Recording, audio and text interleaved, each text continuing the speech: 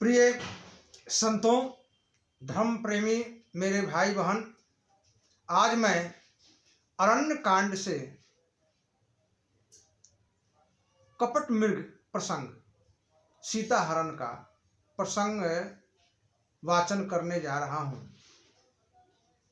रावण जगत जननी माता सीता के अपहरण का योजना बनाता है और इस योजना में, सीता हरण की योजना में, वह अपने सहायक की खोज करता है।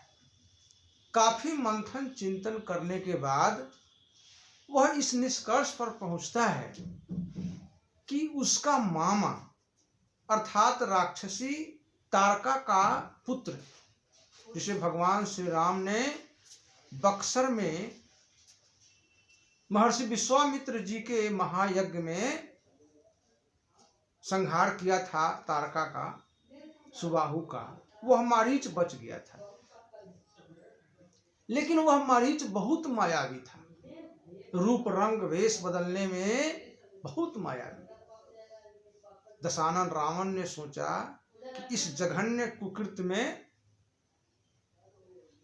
मारीच ही उसकी सहायता कर सकता है, इसलिए वह मारीच के पास जाता है और फिर उसे डराकर धमकाकर सोने का मृग बनने को राजी कर लेता है। यह योजना बनती है कि मारीच सोना का मृग बनेगा और माता सीता के सामने विचरण करेगा और माता सीता लुभायित हो जाएंगी, आकर्षित होंगी और श्री राम लक्ष्मण को वह दूर ले जाएगा और फिर सीता हरण में रावण को सुगमता हो जाएगी। वही प्रसंग आज मैं वर्णन करने जा रहा हूं। गोस्वामी जी लिखते हैं, तेहिबन निकट दशानन गयऊ, तब मारीच कपट मृग भयऊ। मारीच कपटी मृग बन गया, अति विचित्र कछु वर्णि न जाई, कनक देह मणि रचित बनाई। अत्यंत सुंदर अद्भुत रूप धारण कर लिया मारीच, हरिण का, मृग का, सोने का, और उसके चर्म पर, उसके शरीर पर नाना प्रकार के चमकते हुए मणियों की छाप। अति विचित्र कछु वर्णि न जाई, कनक देह मणि रचित बनाई। गोस्वामी जी अवधी भाषा में लिखते हैं, अति विचित्र, ऐसा सुंदर रूप बनाया, मणियों से जड़ित स्वर्ण चर्म। उसे देख करके माता जगत जननी भी लोभित हो गई, मोहित हो गई, भ्रम में पड़ गई। सीता परम रुचिर मृग देखा, अंग अंग सुमनोहर देखा। सुंदर भेष, सुनहु देव रघुबीर कृपाला, एहि मृग अति सुंदर छाला। लोभ पापस्य कारणम, लोभ विनाश कारणम। मोहित हो गई। अब उन्होंने अपने पति श्री राम से यह आग्रह किया, अनुनय विनय किया कि हे नाथ, इस सुंदर मृग छाला मुझे चाहिए, चर्म मुझे चाहिए। कृपा करके आप मेरा यह अनुग्रह को स्वीकार करिए और इस मृग के छाला को, मृग के चर्म को, सुंदर सुमनोहर मृग के छाला को मेरे लिए ला दीजिए।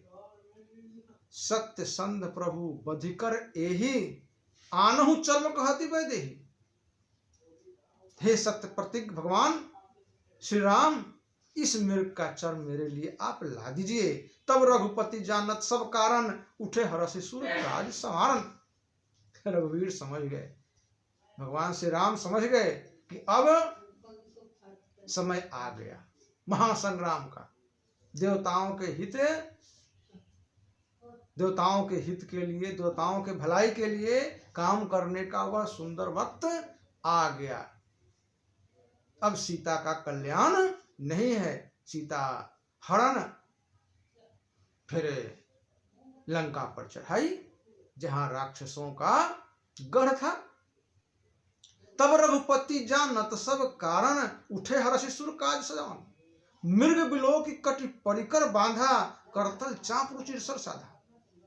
मृग को देखा और अपना धनुष हाथ में उठाया, तरकस कंधे पर रखा और मृग को एक बार गहरी निगाहों से देखा।